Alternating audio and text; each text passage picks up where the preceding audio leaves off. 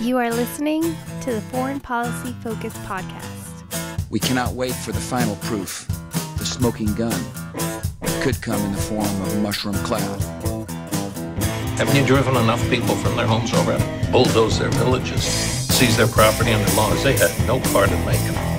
Now working in Libya with friends and allies, we've demonstrated what collective action can achieve in the 21st century. Now the host of the show, Kyle Ansel. Welcome, everyone, to another Swapcast or joint podcast episode of the Foreign Policy Focus and Around the Empire podcast. I'm Kyle Ansel, and I'm joined today by Joanne Leon and Dan Wright. Welcome to the show. Hey, Kyle. Hey, Kyle. Great to be here with you guys. Yeah, so I am really excited about what we have planned for today.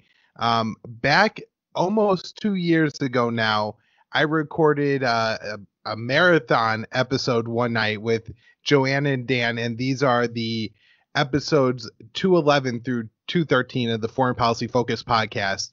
And they are by far the most complimented episodes of the show. Even till today, I will get emails from people or see those shows shared saying how well those stand up.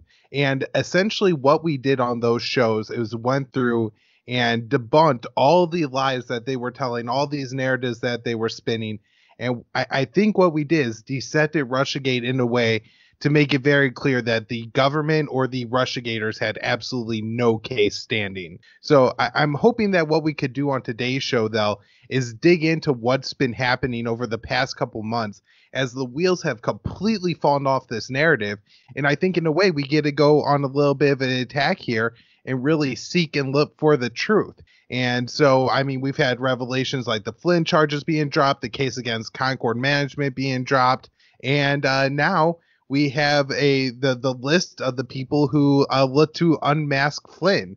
And so maybe I could kick it over to Dan first to kind of just, I don't know, how have you felt in the past couple months to see all these things that, you know, we are talking about in the past episodes of the show? And listen, if you think that Russia hacked the election, go back and listen to those episodes. Don't listen to this one first, because you're going to, you know, just be wallowing in your biases the whole time and getting angry and sending me nasty messages on social media. So don't do go listen to the other episodes first. But I don't know, Dan, just tell me, what have you thought as all those, you know, speculation that we had about John Brennan and what actually happened with Michael Flynn, as all the facts come out, we are pretty much solid on it. Yeah, it's been quite a journey. Let's just put it that way. When this happened years ago, it seemed pretty obvious, and perhaps the most obvious person who got destroyed initially was Mike Flynn. And it seemed so obvious that he was being targeted by a group of people who had probably personal as well as political issues with him. But there was always a question of, okay, what's the actual there in the investigative sense? Like, what is the actual underlying issue? What's the underlying crime? Is Trump a Russian agent? At one point, at the height of the hysteria, probably one of the worst commentators of all time, Jonathan Chait, over at New York Magazine, actually posited that Trump had been recruited by the Soviets, meaning not just that the Russian helped him win the election in 2016, but he had been a Soviet and then Russian agent for a period of 30 years, I guess, or more. So as we were beginning, the last time we were on the show, we were at the height of the hysteria, and we saw, you know, at one point, Rachel Maddow said the Russians are in control of our government, a million grifters, the Krasenstein brothers, the Seth Abramson, all these people who have come out of obscurity to grift on this, make a little bit money on Russiagate. It's been quite a circus, but the music has kind of slowed down and then went silent as the Mueller report came out, and people who had been expecting a sort of cathartic destruction or an arrest. In fact, many people were openly fantasizing that Trump was going to be literally arrested and taken out of the White House for being, I guess, a foreign agent. But here we are, the Mueller report out. It's a bit of a dud. The only people who've been prosecuted for anything, as was true, I think, even at the time we did this, were people who had lied about, Manafort, who had lied about his taxes. And actually, since that time, Roger Stone has gone again for lying. He is actually not a Russian agent. He lied about a connection to Julian Assange. I mean, this guy literally talked himself into a prison cell. I have no idea why someone has that much need to feel relevant. But in any case, it's over. And I just personally thought, okay, I knew this was a scam from the get-go. Many people knew that. We knew this. There was no there. We knew the Democrats were going to give it their best shot. And eventually they kind of did a bait and switch and went after Trump for something really completely different, which was the Ukraine scandal, which had nothing to do with Russia. In fact, it would have, if anything, helped Russia in a sense or been against Russia. It's not exactly clear. And so, but now, because of this independent prosecutor, I would argue, this guy Durham, and the fact that the Attorney General, Bill Barr, or is it Bob Barr, is basically deciding to actually look into how this started, we're now actually seeing revelations of what went on those many years ago, seemingly many years ago, which is that there were people who absolutely abused their position. Now, the smoking gun for at least me and Joanne had always been that how did this piece that was published in January 2017 by David Ignatius in the Washington Post, and Ignatius is a known CIA, he like kind of launders CIA talking points. Who gave him this intercept? This is highly classified intelligence. This was an intercept of communications by the National Security Agency, the NSA, between Michael Flynn, who was the incoming but not yet appointed National Security Director, or the National Security Advisor, I should say, and the Russian ambassador, Kislyak, who gave David Ignatius this information. And what we're finding out, because of Richard Grenell's declassification and publishing by, I think it was one of the senators he gave it to, possibly Rand Paul, it's not clear, that like all these Obama officials had been looking at this secret intelligence. This is supposed to be, they're not supposed to be violating some guy's privacy. But what's interesting is, including Joe Biden, which is, I'm sure, going to become a political football, but it's not as interesting to me because Joe Biden looked at it after, I think it was the day of the publication, which means it's unlikely he was the source of the leak to the Washington Post. The person me and Joanne have repeatedly, endlessly pointed at as the likely leak against Flynn because they personally hate each other with the heat of 1,000 suns is John Brennan, who, as the unmasking documents show, had it a month before the Washington Post story, which is why he's still my number one suspect. But in any case, it's clear now that there was a violation of pretty basic laws, the highest classification, and it was leaked to target Flynn. And what it at least appears to me was partly about maybe personal animosity. It's clear him and Obama hated each other. It's clear him and Brennan hated each other. He did, of course, go on stage in a Republican National Convention and scream, "Lock her up," about Hillary Clinton. Not a guy who made a lot of friends among certain circles in D.C., but it's also about his policy. He was openly saying he wanted a more conciliatory policy towards Russia. That was not what a lot of people in the defense and security establishment wanted, or want now. And so it looks like he was targeted deliberately, or it's not looks like, he was targeted deliberately to be put out of play, to be a piece taken off the board. And now, this many years later, we might actually figure out who did it. So that's kind of where we're at, but it has been it's been a journey, Joanne. Yeah, I mean, I've kept an open mind, a little bit of it got more and more closed as time went on, but I've always been willing to believe that there was some skullduggery going on, that there were.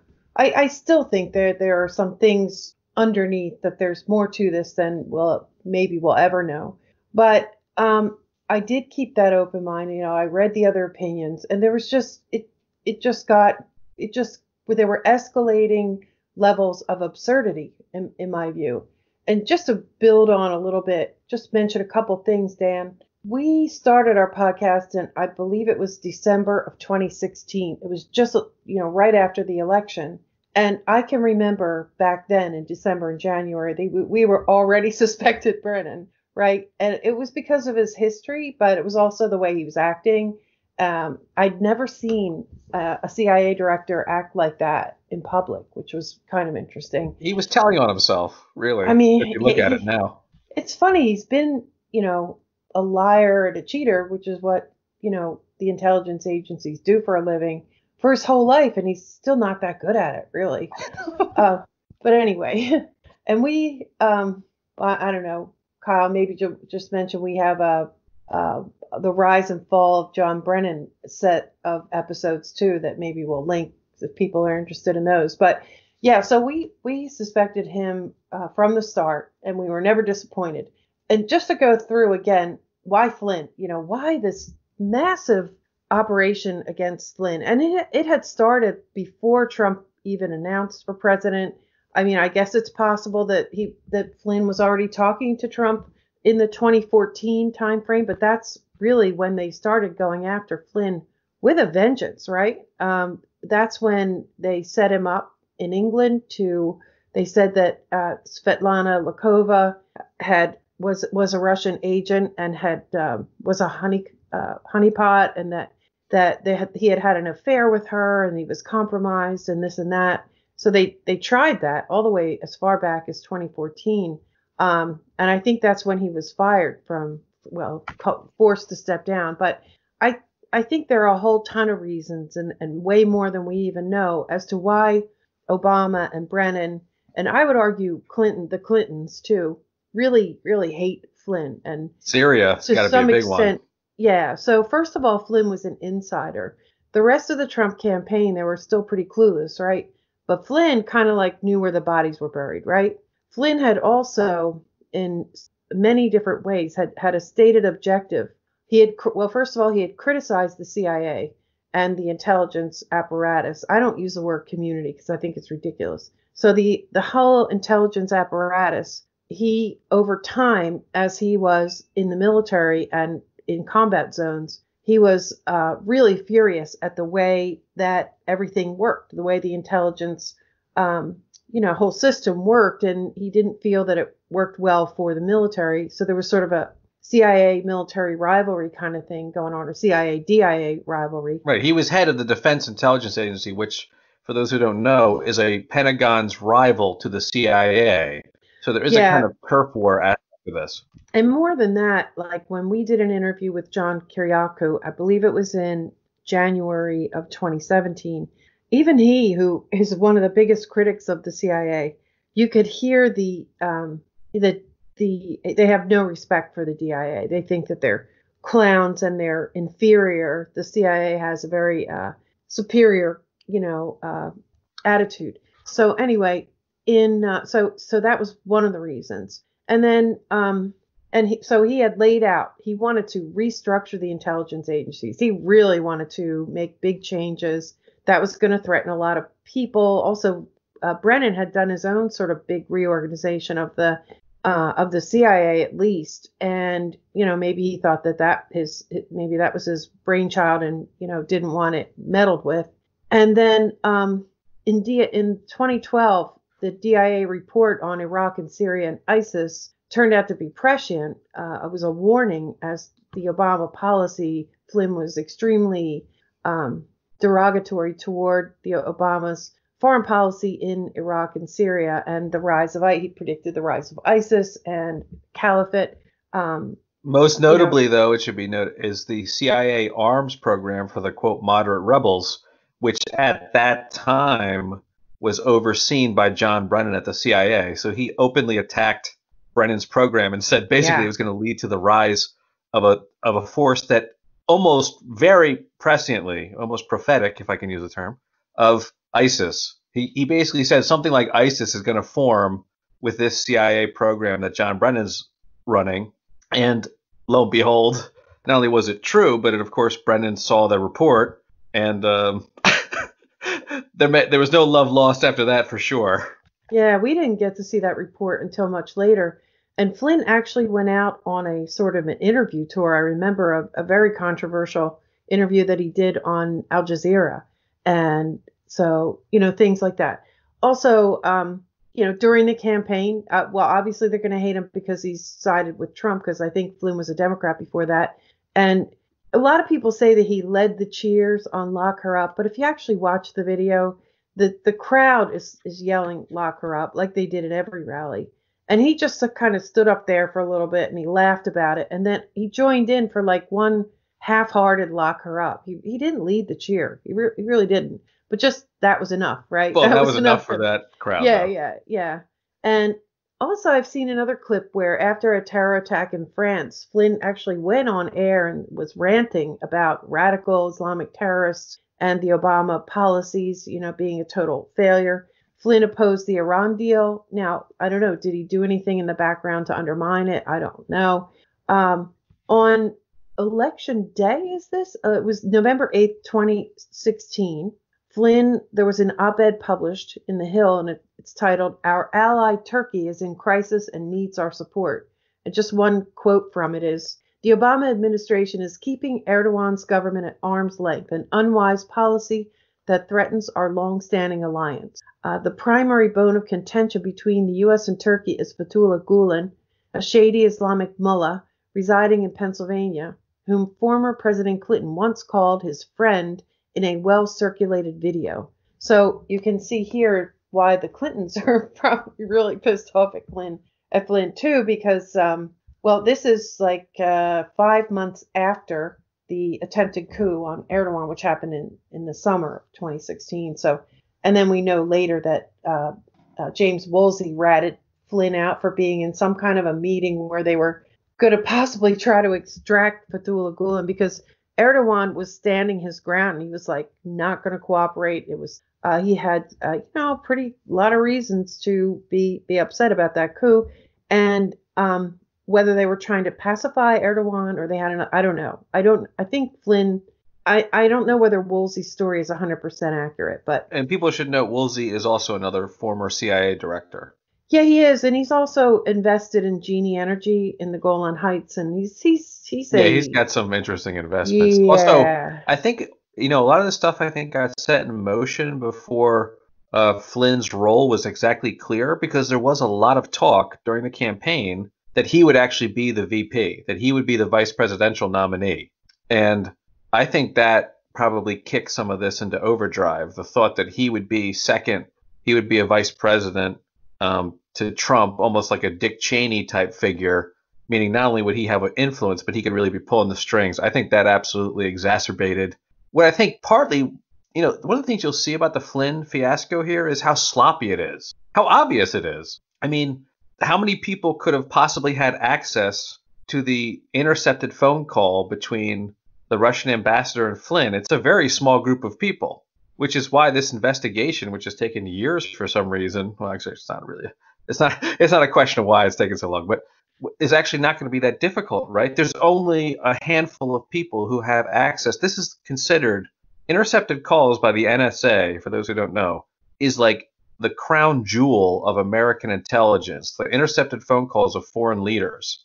Very few people, this is not something a low-level staffer at the National Security Council or the NSA or the CIA or the FBI would get access to. This is very high-level intelligence, which means it's a small group of people who would have had it to give it to David Ignatius at the Washington Post, which means you think it's kind of sloppy. Now, Obama apparently did kind of increase the distribution list for some of the stuff, which is interesting, to say the least. But even though he's expanded the distribution list, even that list isn't massive. It's not a phone book. It's a small group of people. And as you see from the unmasking list, I mean, there's some people on there who are interesting, like Samantha Power, the former UN ambassador, had access to this apparently. Joe Biden, which was the day of, it looks like, the printing of the Washington Post story. But even so, it's not that many people. So I do think there was kind of a panic attack within the national security state about Flynn becoming either the vice president or the national security advisor. And I think people started developing a plan of attack against him in a state of frenzy and confusion and panic, because I think they made some pretty basic mistakes that if things continue on with Lindsey Graham now, Senator Lindsey Graham, Republican of South Carolina, who's not my favorite person, but if he actually even just subpoenas people and gets them to go on the record, it's not going to be, I don't think it would take that long, provided people aren't committing perjury, which would never rule that out. But to figure out who did this, it's really not that many people who could have done it. So I think I once heard somebody say it was only about 20 people who were authorized to do something like this. But don't quote me on that, because I'm not exactly certain. But I just have one more item that I found to be significant in sort of why Flynn was such a target. And it goes back to Cy Hirsch's Military to Military article published in December 2015, back when Cy Hirsch could still get published. And this is such a fascinating article for so many reasons. Anyway, I have a couple paragraphs here. General Dempsey and his colleagues on the Joint Chiefs of Staff kept their dissent out of bureaucratic channels and survived in office. General Michael Flynn did not. Quote, Flynn incurred the wrath of the White House by insisting on telling the truth about Syria, unquote, said Patrick Lang, a retired Army colonel who served for nearly a decade as the chief Middle East civilian intelligence officer for the DIA. Quote, he thought the truth was the best thing, and they shoved him out. He wouldn't shut up, unquote. Flynn told me his problems went beyond Syria. Quote, I was shaking things up at the DIA and not just moving deck chairs on the Titanic. It was radical reform.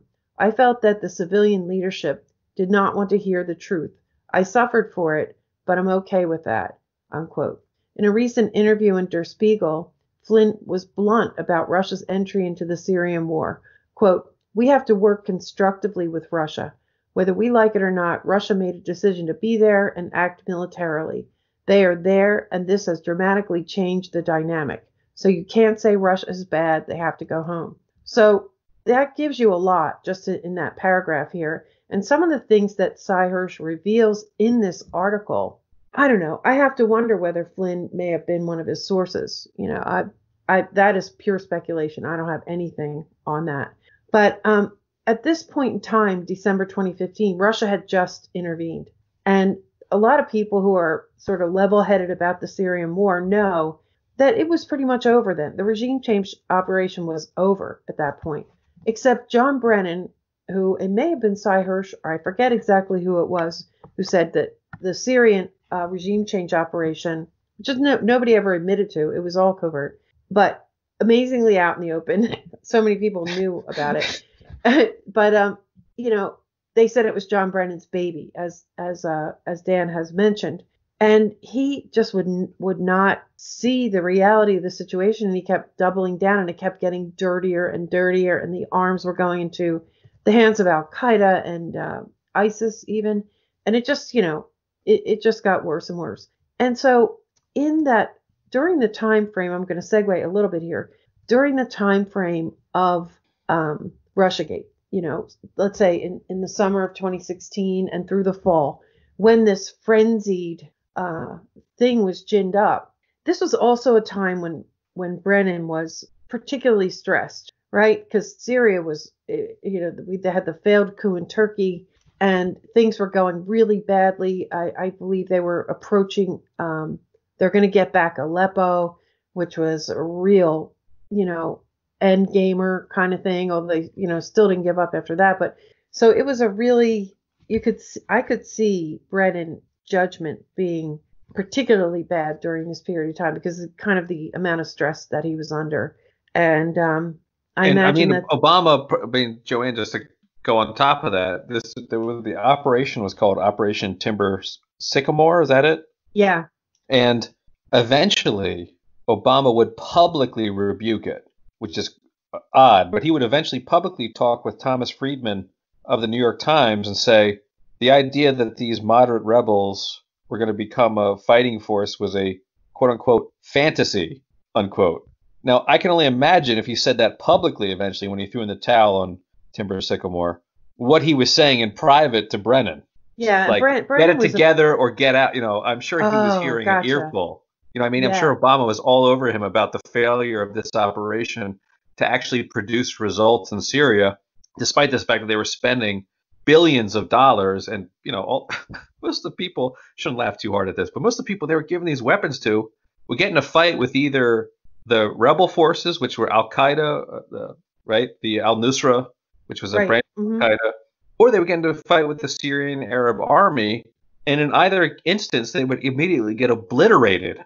And what this ended up actually being is these moderate rebels were either getting killed or fleeing, and all their weapons were ending up in the hands of either the Syrian government or often in the al-Nusra al-Qaeda front, which you see all these U.S. weapons which were being fired by these al-Qaeda operatives. So it's just like a total disaster that Flynn kind of foresaw. And I mean, I think they didn't want to give up on it. I mean, when Joanne used that Hirsch quote, or the quote from Flynn, where he says, we basically have to work with Russia. That's realpolitik. That's reality. It is, You have to understand the neocon people who were in and out of the Obama government. Victoria Nuland's in there. Kagan and the others are outside agitating. And certainly people at the CIA like Brennan, they do not believe that. They think they can make Russia go home. or they think Russia has no legitimate quote unquote right to be there. And so they're zealots. I mean, that's the thing. They're not pragmatic. They're not cool pragmatists. People have this sort of Henry Kissinger-esque image. That's not them. They're fanatics. And they think Russia's involvement is completely illegitimate and they have to be pushed out. And so when Flynn says something like that, that could have triggered them as well. I'm just thinking of the different ways why they would have lost it so bad. But yeah, the Operation Timber Sycamore is a complete disaster. And eventually Obama himself will repudiate it publicly. And that's a really good point. And it's also a good time to bring up there's a bunch of veterans run this site called SOFREP, SOFREP. And one of them is Jack Murphy. He's now a well-known writer. He also wrote an article in which he interviewed some Green Beret, some special operations forces, who said that they were doing training. So there were these operations rooms in Turkey and in Jordan, and they were training these fighters. They were going to be our proxies, right? And they were so upset about the operation. They were saying, you're putting us here to train terrorists. These people are Al-Qaeda or Al-Qaeda, sympathetic. And we're not going to train these guys. We're not going to train. So they actually they badmouthed and undermined the whole operation too. And so Jack Murphy wrote about it. And I'm sure before he wrote about it, those stories were circulating. So yeah, just to, put a emphasis on your points there. And the other thing that we should, I think, consider is that at the end, those last few months of the Obama term, Obama was really burned out and ready to leave the White House, just like Bush before him.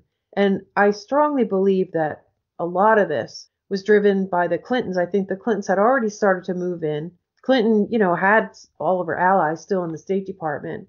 And I think that the Clintons were calling the shots to some extent, or at the very least, some of the high-level people who were ambitious, like Brennan, definitely ambitious, they were trying to please the Clintons too. And the Clintons had a lot of reasons to be pissed off at Flynn too. So I think I went on longer than I intended to, but I think this is sort of really. Oh, that's definitely the impetus behind Crossfire Hurricane. I mean, they think Hillary is going to be the president. They think Hillary is going to win, and they're trying to ingratiate themselves with her. They don't remember the entire DC political establishment thought Trump was going to lose. So a lot of these, dark arts or all this nasty operations are a lot of people who think they're doing a favor for the next president. Just keep that in mind. Yeah, I think it's just logic, and I believe I've heard other people say this too, but I think these foundational things are, I don't know, I think they're really important. Maybe I'm just a little obsessed with this kind of stuff, but I'm always asking why. My mother said I've been doing it since the day I was born. But Joanne, I think you're right that the foundational stuff is hugely important, and so that's one of the things that I think, particularly the House testimony that was recently released, and this the unmasking and who actually knew and listened to the Flynn call, and that is they had absolutely nothing this entire time, and yet Comey, Clapper, and Brennan led us, and so many, I guess not us particularly, but so many Americans to really believe that somewhere there was this secret evidence that Trump did conspire with Putin to steal the election. And so I don't know where this is best asked, which is, what happens now that all these people are, should be exposed as frauds, or maybe better, how do we explain, or how do the American people understand that what they heard for the past, 3 years was absolute lies from all the people that are paid, or that, they believe are paid to tell them the truth, whether it's, Rachel Maddow, John Brennan, or whoever else. I don't know, Joanne, what do you have to say about that? Yeah, it's an astounding level of deceit. And I guess I always have to think of, when people have conspiracy theories, and the debunkers are very fond of saying, well, thousands of people, knew the truth, would have had to go along with that lie. And there's no way that could happen. It would have leaked. They wouldn't have all gone along. Well, look what we just saw for the last 3.5 going on 4 years. We had almost complete compliance in the media, except for a couple of shows, even Fox News is not reliable in their daytime programming. They've got a few shows in the evenings who are, totally pro-Trump, but even they went along with some of it. And some of the things, like there's this one foundational thing that no one will violate. And I think Tucker Carlson had Trey Gowdy on the other day, and he still won't budge on that Russia meddled in the elections. Like, that's one thing that cannot ever be admitted that it didn't happen or didn't happen significantly, because this is the alibi. This is the thing that keeps anyone from being held accountable with any kind of criminal aspects of it. Because if they can say that the Russians meddled in the elections, then they can say that the investigations were justified. They were just good patriots trying to protect their country. So there are some certain things like that.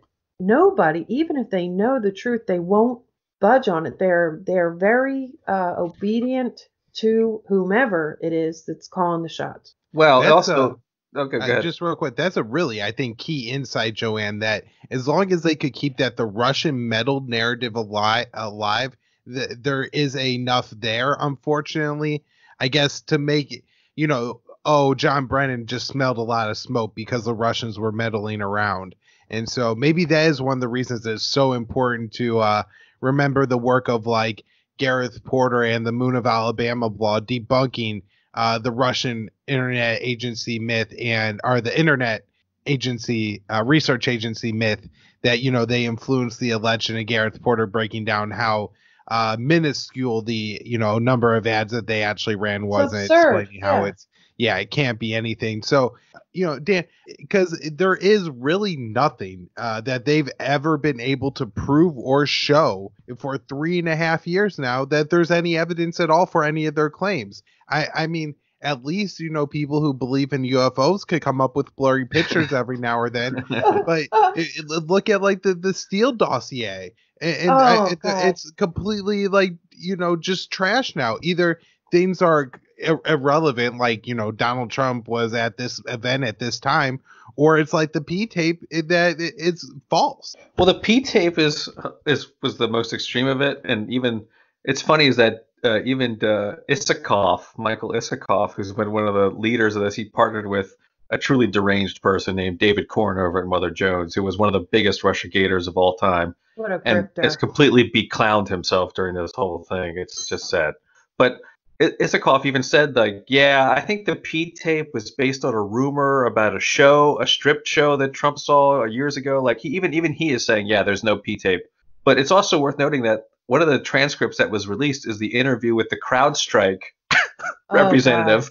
And he says straight up, we have never found any information to prove that the DNC server, which only they had access to, remember, the FBI never had access to it, the people who investigated it, which was CrowdStrike, a private company who was working on a contract, big conflict of interest, even they admitted when under oath, key point, yeah, we never found evidence that the Russians hacked it or exfiltrated the data. We don't have that. Meaning they can't prove, they have no solid evidence that the WikiLeaks cables, the releasing of the emails, the Podesta emails, came from Russian intelligence, which is one of the major underlying claims. And a bunch of other people who have said they knew it. These people went on TV and said, we know the Russians did it. There was this guy, Pawn All Things. I don't remember, people know him. He's a former GHQ. He has now protected his account. He's out. He went under, he had no information. The funniest one is this woman, Evelyn Farkas, who is now running for Congress, went on TV all over the place. Bill Maher, MSNBC, said, I know for a fact, I know that he was involved with a Russian collusion. She gets under oath. It was Trey Gowdy, according to the transcript. And he says, okay, well, what are you basing that on? She goes, nothing. He goes, so you have no information whatsoever from because she was in the government service and she was supposedly an expert in Russia and Eastern Europe. And she goes, yeah, I have nothing. So let's be clear. A lot of these people who went on TV and said they knew all these things and they had all the secret inside dope and said all these smears, basically, were completely lying. And when it came time to actually show that they had some information about a Russian collusion or Russian election interference, when they got under oath and were facing a perjury charge if they lied, they told the truth and said, yeah, I don't know anything. So, I think they continued to lie, too. I think they just continued to lie after they testified that they... Yeah, they continued. Oh, yeah, Evelyn Farkas continued to lie afterwards.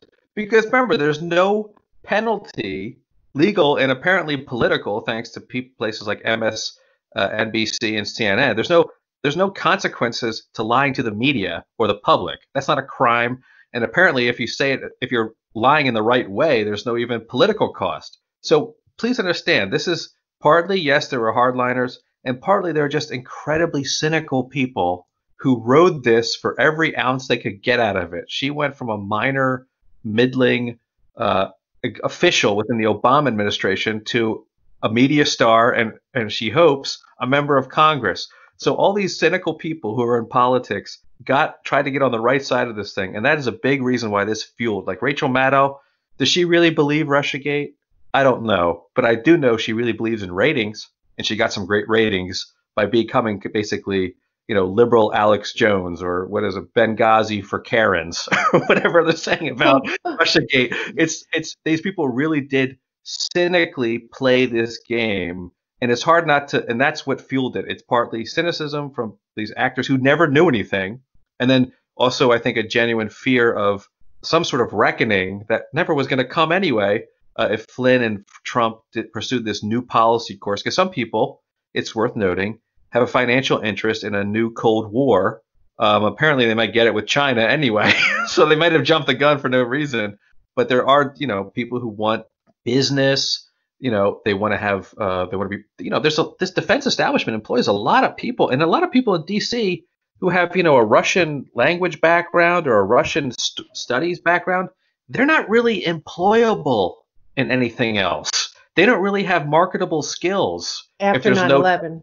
Russia. So keep in mind, there's a lot of cynical and economic interests involved in this whole Russiagate fiasco, and it's funny, but it's not funny. I think that's a really key point, because I think when people try to make an absurdity of our point of view, like, oh, you don't think Russia interfered in the election, one of the things that I think they kind of put on us as alleging is that there's some kind of grand conspiracy behind it, that either Obama or Biden or Brennan or whoever like secretly pulled all these strings and orchestrated, and there was this kind of cabal and everybody was doing it to undermine Trump and you kind of point out that everybody has their own interests. Rachel Maddow knows that if she goes on TV and says the wind chill is -50 in Minnesota, and if Vladimir Putin turns on off the lights, your grandma's going to freeze to death.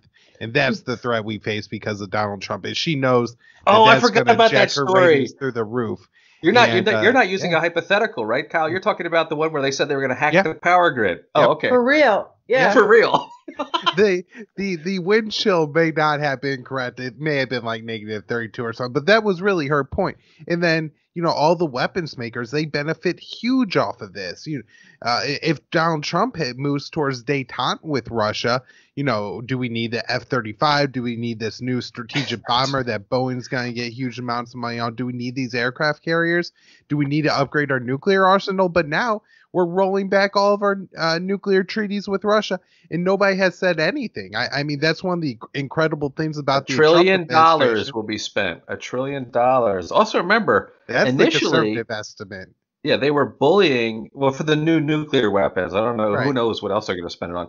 F-35 itself is like $1 trillion, 1.5, whatever. But remember, initially when this happened and they started making these claims, Silicon Valley pushed back. There was an executive. His name was Rob Goldman at Facebook, and he initially, because he didn't get the memo, I guess, and he wasn't bullied yet by the Democrats, he said it's absolutely ridiculous to claim the Russian ads had any effect on the election. And Mark Zuckerberg said this initially too. He said, Rob Goldman said, most of them ran after the election and none of them had really any effect, and we would be able to see it because he was, a Facebook executive. He would see which ads played a role, and he was immediately dogpiled on social media and pressured, most notably by Senator Mark Warner. Warner actually flew out to California. He took a trip out to Silicon Valley to scream at the executives, and then Goldman ended up having to apologize for saying that. But even initially, the Silicon Valley people were completely confused by the, quote, Russiagate thesis, which is that the Russians infiltrated social media and they hacked the DNC and they played this big mass conspiracy to get Trump elected. And I think one thing maybe people who listen to the show may not be as much aware of as elsewhere is the like bitter, like traumatic almost psychology of liberals who could not believe Trump won and needed a kind of self-reinforcing delusion to tell themselves that he had not won a fair election. And so when that delusional behavior ran into reality, it was like Rachel Maddow was there with the big pacifier and the blankie to say, let me help you retreat into a fantasy land where, you're in some John le Carre novel and the Russians are the problem, not, the country disagrees with you or you're not as popular as you thought. And I just think the Rob Goldman case is so illustrative of what happened, which is here's a guy on Facebook who can see the traffic, right? He can see these ads. And he's like, nothing really happened. They didn't have the election. And he gets bullied, I'm sure, by corporate leadership and definitely by Senator Warner of Virginia and the rest of the Democratic caucus. I'm sure Nancy Pelosi, who represents San Francisco, for those who don't know, into saying, oh, I'm sorry, I guess they did. I guess they did hack. Now that I think about it, and then I've had right think in the true Orwellian sense. Well, you guys, it's true. It's very, very true that the Russiagate narrative and everything that spilled from it served a lot of people's purposes and agendas. That's true.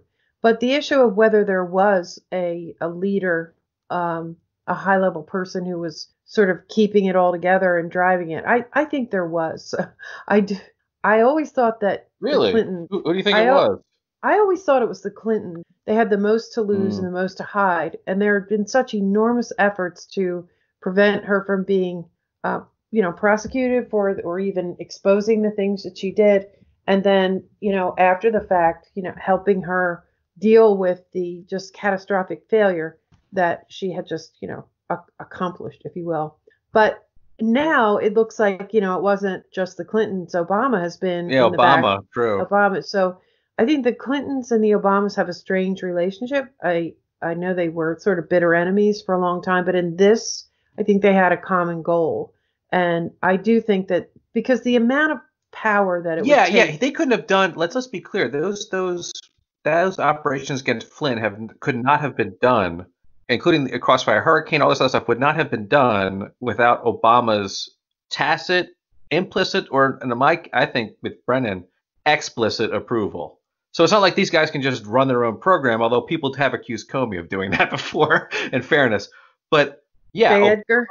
Obama, and I'm sure Clinton influenced him, but yeah, Obama is in on it. That's what's become clear. I'm not sure what the element of his role is. Senator Graham, it's worth noting, said he was cautious about subpoenaing Obama. He's saying he's not sure he was willing to do that because it would, quote, set a bad precedent, even though Trump has asked him to. This is the investigation of the investigation. But they set the conditions. But so, Joanne, I think that's true. There's people at the top who are pushing for this. Certainly Brennan's, CIA director is pretty high up.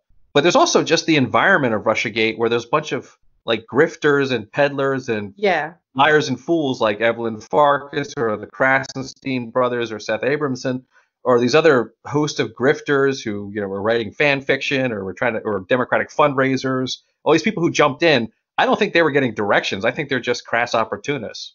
Yeah, and I think the other thing that I talk about this a lot with my partner is I've been shocked by what I've seen. I've never seen anything taken to the extremes that this has been taken to. Everything that's happened since the 2016 election has just been continually shocking as to how openly, brazenly the power is being orchestrated, is being exercised and orchestrated. It's just astounding. And one of those things, one of the biggest things, is that it's the first time I can remember that I know of in history where one president, the peaceful transition of power, which is supposedly one of the most, revered and one of the things we are most proud of in this country, is that no matter, who wins and switches parties and enemies, change, power changes hands among enemies. But this time, a peaceful transition of power was openly thwarted in numerous ways. Right from the very day of the election, when Hillary refused to concede, and then came out in her purple funeral clothing the next day. And then there were the lawsuits, and then there were the efforts to get the Electoral College. Oh, the Hamilton electors. I forgot about that. Right. The Hamilton electors. To get the electors to not give their vote to Trump, even if they're the people they represented, the area they represented had voted for Trump.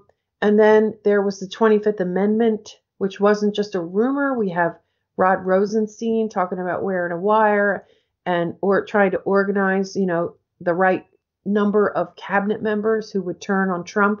And so he would never be, first they were trying to get him never to be inaugurated. And then they were trying to immediately remove him. And then you had Comey in there still, working the gears. And then when he gets fired, boom, get Robert Mueller. They put him under a special prosecutor.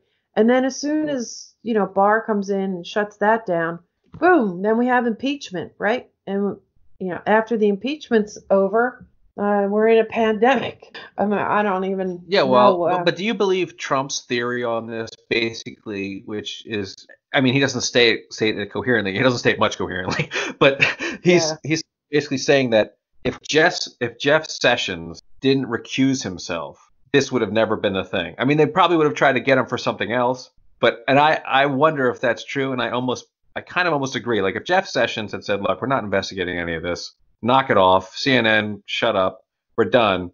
If he hadn't been cowed, I would go back, and it's good. Dumb Southerner. He was a dumb Southerner.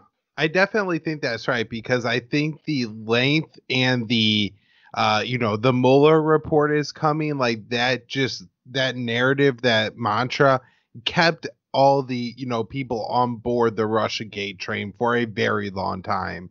And then when it came out that, the Mueller report fell flat on its face, I think fortunately, from the Russiagators' point of view, it was too long for them to read. There was enough like little quotes in there that as long as you take out key words, it could look like there was at least a little bit of something. And then he had his testimony, but he was kind of incoherent, and so people assumed that there was more. I think, but I really think that's right, that Jeff Sessions was the guy that screwed Trump more than anyone else in all of this. He was a cow. He was like a deer in the headlights. But I would say it goes back. He never should have fired Flynn. Right. No, we said that at the time. Like I said, we did. This is the beginning of the end of his presidency if he does this, because it will mean that they can see for a minute there. Trump's strength, his incredible strength, was that he was completely immune to elite pressure, either from the media or the parties. He basically just said, I'm going to do my own thing, up yours. And I think he tried to strike a different tone when he was president. Like the first was, he said, people said, are you going to actually prosecute Hillary Clinton? And he said, no, I won't actually do that. And he kind of started and then he gave in on Flynn. And we said at the time, this is the beginning of the end, because once you give in on Flynn, there's blood in the water. Blood in the water, yeah. Blood in the water. In fact, I use that exact phrase. They're going to come at you every step of the way. If he had just stood tall and said, I don't care what you say, Flynn's my guy, that's just how it's going to be. If he had done that, I think he would have had a totally different presidency. He still would have, of course, because I think he enjoys trolling them so much, he still would have had outrage, but they would have never tried all this, leaking and back. It wouldn't have mattered. It's like, yeah, I don't care. I'm immune to media pressure. I don't care. But instead he gave in, and then, but I do agree that I think he's right about Sessions. If Sessions had stood tall. But yeah, Flynn was the first. That's why Flynn's important, because Flynn was the first domino to fall. And it was clearly a mistake on multiple fronts, we now know. And Comey admits that I'm still amazed that he's in this forum. And I think a woman from MSNBC is talking to him, and they're on a stage in some forum, and there's a very friendly audience. And they talk about, how'd that happen, where, the FBI went over and questioned Flynn in the White House. And he's like, I sent them. He brags about it. The audience laughs. And then he admits that he took advantage of them being newbies in the White House and having no idea what they're, the chaos in the beginning.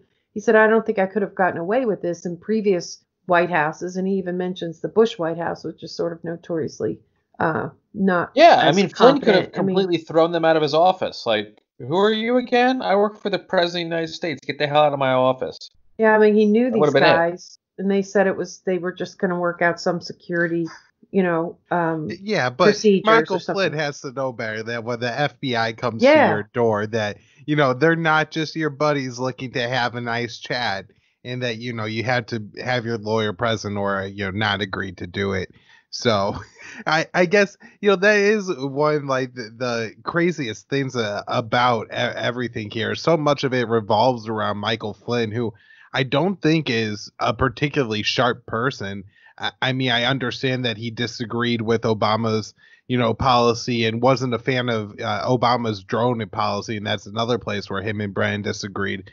Of course, his issue was, he wanted more like kinetic boots on the ground type. Yeah, it wasn't a left-wing disagreement. Right. It was like Yeah, it was a right-wing yeah. disagreement. It's so, I guess it's incredible that as we're now in Trump's fourth year of, his presidency, we're lamenting that, he didn't keep Michael Flynn on early in the early days. But, looking at how warmongering the Trump administration has been with absolutely, kind of for it almost, it seems everybody is kind of content with keeping up the narrative that he's not or at least the left wing at least is, he's acting in the interest of Vladimir Putin, when in fact he's absolutely destroyed the U.S. relationship with Russia.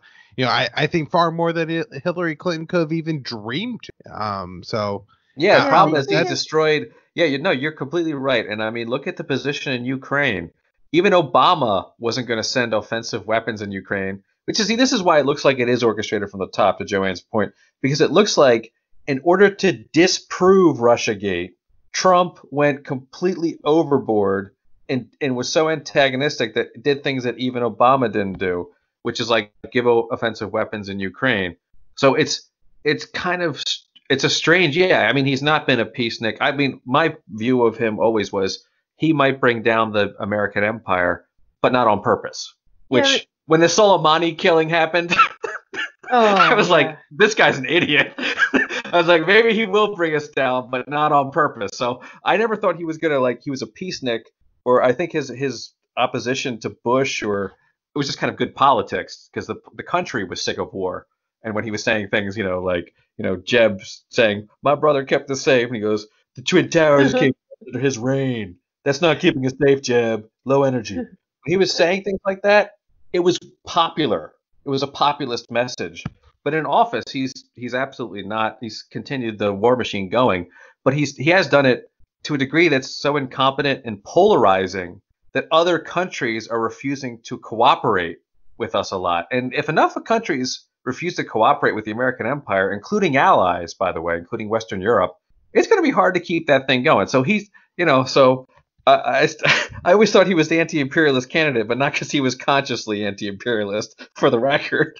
right. Yeah, Well, I don't think he's really a man of conviction. I just have one last point about Flynn, and I'm not going to do my disclaimers about who I do and don't like, or I'm just so tired of doing it. I'm just going to say what I think. But so Flynn, it's very popular to say he's not the sharpest tool in the shed. He's a clown. He's this and that. But for a guy who's so incompetent, and they sure did go after him hard, so he must have been good at something. Because as all the reasons that I stated why they hated him so much and went after him so hard. But those are kind of conflicting. Is if he's a bumbling fool, why did they have to go to such lengths to go after the guy? That's puzzling for me. I mean, maybe it's part of Flynn not seeing the bigger picture going on around him at times, which is why he signs off on that 2012 DIA report about the growing Islamic caliphate. I think if he understood the politics of the Obama administration and really was looking for a career, he probably wouldn't have written that report. So my kind of understanding of Flynn was that he wasn't the sharpest guy, but definitely didn't understand DC. Yeah, he was naive. I mean, I can agree with that much of it. It's also, you have to remember, a lot of these people in D.C. are not the sharpest tools in the sheds. That's why they're a lot of them are just loyalty appointments. John Brennan was a terrible Middle East analyst. He got fired And the only way he was able to maintain his position was he became a presidential briefer, which is where he, lucky for him, buddied up to George Tenet, who ended up maneuvering his way into becoming CIA director. So Brennan is a product not of, being like the leader of the analytical unit of the CIA. He made the right friends and he had great social connections, which is probably why most of his CIA programs, the drone strikes or the modern rebel programs, are complete disasters, because he's actually not very good at what he does. But the one thing he knows what to do is the one thing Flynn apparently didn't know what to do, which is have good political instincts or have some sort of a sense of the politics, because anybody who had that would have never agreed to talk to the FBI. As John, of course, then again, John Kiriakou did talk to the FBI, much to it, and they tried to set him up, and I guess kind of succeeded. So there's like that camaraderie among people who, are officers in the national security state. They don't believe that they'll be so betrayed because they always protect each other. Whereas the people at the top know there's a turf war. And that's one of the reasons American intelligence is so dysfunctional. Is because there's all these little fiefdoms, right? The FBI and the CIA hate each other. The CIA hates the DIA. They all kind of hate each other. I agree. So I would say, just to be fair to Flynn, he had good policy instincts, but his political instincts, it's kind of amazing that he lucked into the position with Trump, because Trump's kind of a weird thing to have happened, right? Imagine if Trump hadn't happened, would Flynn have any position anywhere? So it's kind of like, looks like it's kind of like Brennan with George Tenet. It's serendipity, I guess is the way to look at it. Not intelligence. No, I think not strategy. Right about that. But Flynn, I think, was like the first general to really sign on to the Trump campaign. So I think that was something that gave Trump a little bit of legitimacy in a lot of people's eyes, because everybody was like, oh, imagine this guy with his finger on the nuclear button. He's going to say you're fired and just hit it. But if there's a general who was the former director of military intelligence saying that you're all right to be president, that seems to, for I think a lot of people to be like, okay, well, he plays a buffoon on TV, but really he's competent and capable enough to, not accidentally fall asleep on the nuclear button and kill us all. We are at an hour here, so maybe we should, start to find a place to wrap up and, kind of maybe give some closing thoughts. I don't know if you want to start that, Joanne. Yeah, actually, I'm going to use my time to just reiterate something that Pat Lang said. He said Flynn incurred the wrath of the White House by insisting on telling the truth about Syria. And he said that Flynn told me his problems went beyond Syria. I was shaking things up at the DIA, not just moving deck chairs on the Titanic. It was radical reform. I felt civilian leadership did not want to hear the truth. I suffered for it, but I'm okay with that. So I would say that Flynn was one of the few people who had actually spent a lot of time in combat. And one of the things we know about him is that he developed relationships with his fellow, people around him, and he had some very loyal, teammates or followers. And I think maybe, this is my speculation on my part, that experience, that I don't know if that was his first real combat experience, but it was an embarrassing thing, right? We were losing. This is a bad thing for a general, for all the generals. And I think he was just completely fed up with how incompetent and corrupt things had gotten. And I think he sort of through political, he decided to tell the truth about it and to try to, I think he was a 3-star general at that point. And he probably thought he could make a difference. He could change things. And he was up against a very large wall that set out to destroy him way before Trump even became. But I think that maybe having been in combat and in such a terrible war, mostly, he did terrible things too. But I think that experience may have had a big influence on why he did what he did. So that's what I have to say. Sorry. I'll go ahead and just jump in real quick and say that, from this going on for 4 years now, I guess, which is so absurd.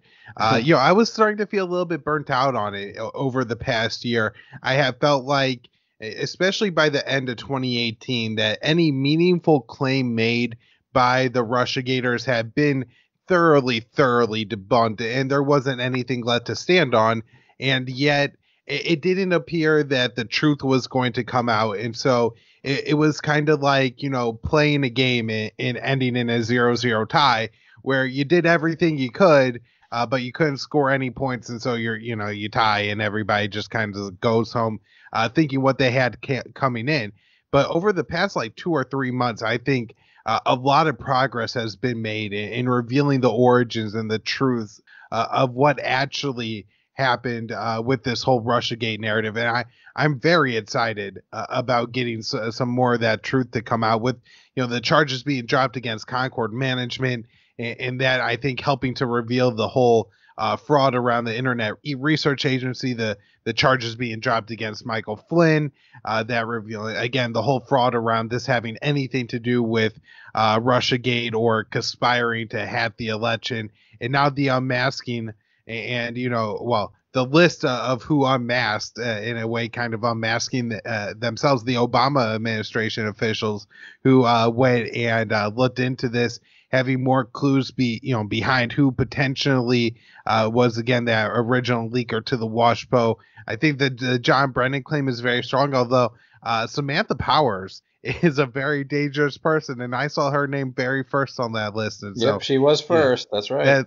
That's always a big red flag for me is to see her name everywhere. She's a warmonger. She loved the war in Libya and Syria, and UN ambassador there at the end of the Obama administration. So I think there's a lot more truth to come out, and I'm starting to get hopeful that we're really going to expose some of the Obama era warmongers, and that they really just cared about continuing their foreign policy, and that they've had a lot of success in hemming in Trump's foreign policy. He hasn't ended any of the wars. He's expanded NATO. He's kept the sanctions on Russia.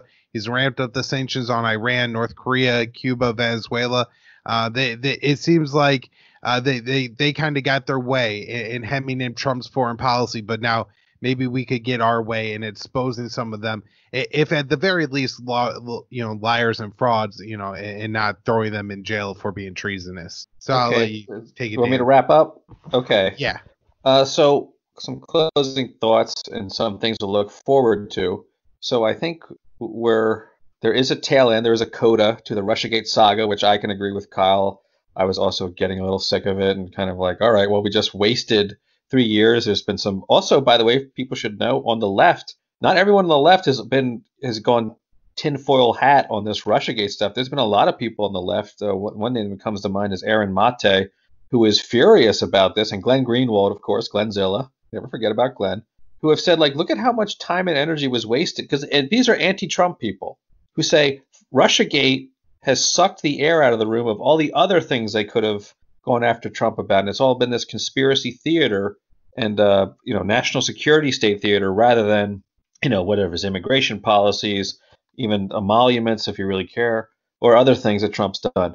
So there is what's called in economics an opportunity cost, meaning if you do one thing, you can't do something else. If you go to here, you can't be there. And so the constant focus was great for cable news, which we've learned in this primary season at least is very powerful because they basically made Joe Biden the nominee.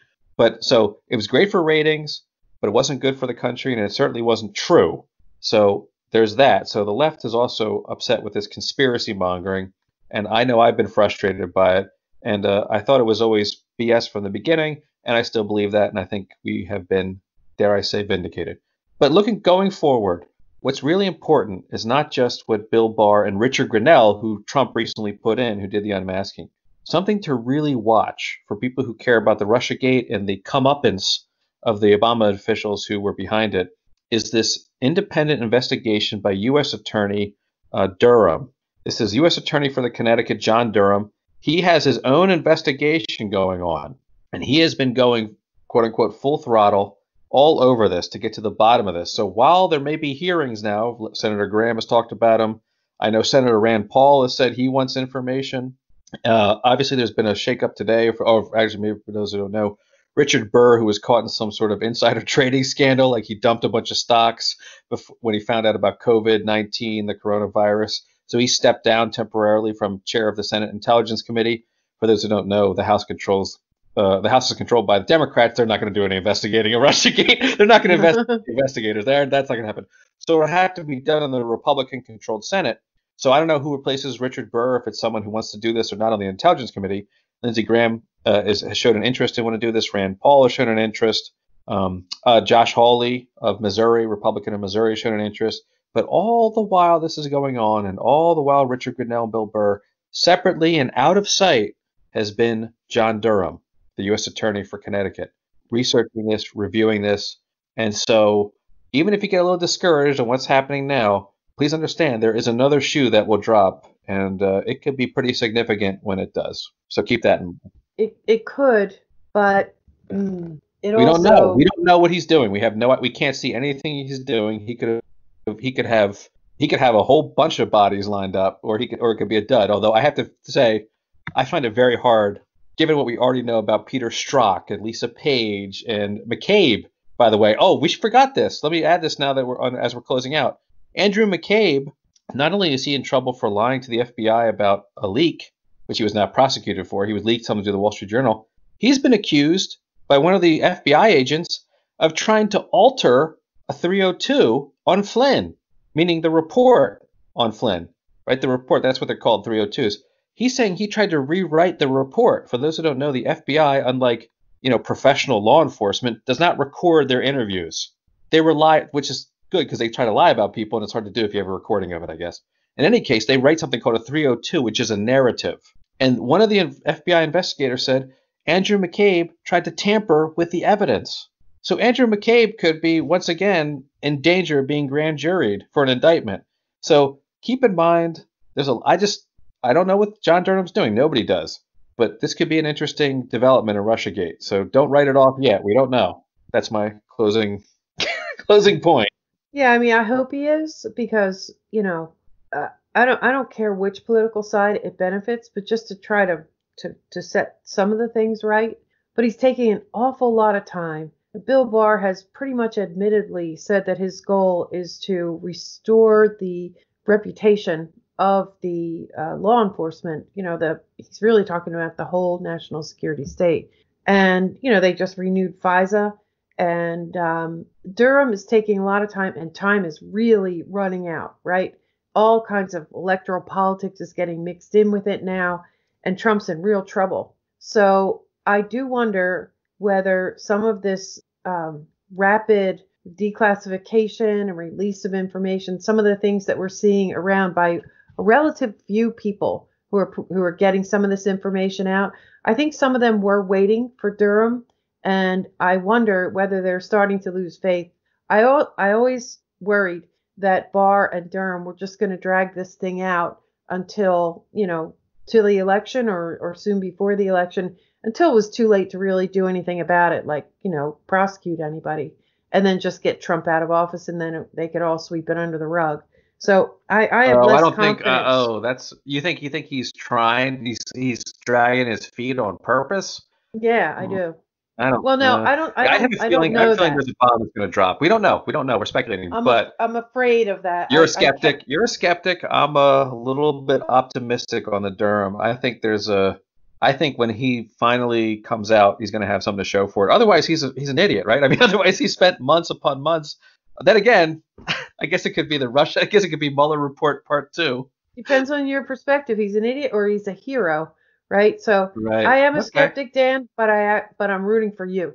I hope you're right. And this is the guy that punted on the torture program charges too, or at least was part of it. So I think we've seen him do this in the past. So I'll break the tie and say I like Joanne. I'm skeptical on Durham, although we get some of these officials in front of the Senate, and I think Rand Paul would ask some real questions at least. I'm not sure how interested Lindsey Graham would be in really undermining the authority of American law enforcement, but I think Rand Paul go for it. And I believe, Ron Wyden also sits on that committee, who at least sometimes is critical of law enforcement. So we could get some interesting questions going on. I know Wyden's a liberal and everything, but maybe that will be the next one if we don't get together sooner to talk about what happens with Durham and where we go from here, as we hopefully will continue to get the truth. So Joanne, Dan, thank you guys so much for doing this again. I Thanks, think it Kyle. was an excellent follow-up Thank to our you, original Kyle. series. And everybody, make sure you check out aroundtheempire.com and check out the Foreign Policy Focus podcast over at the Libertarian Institute. All right, thanks, guys. Kyle.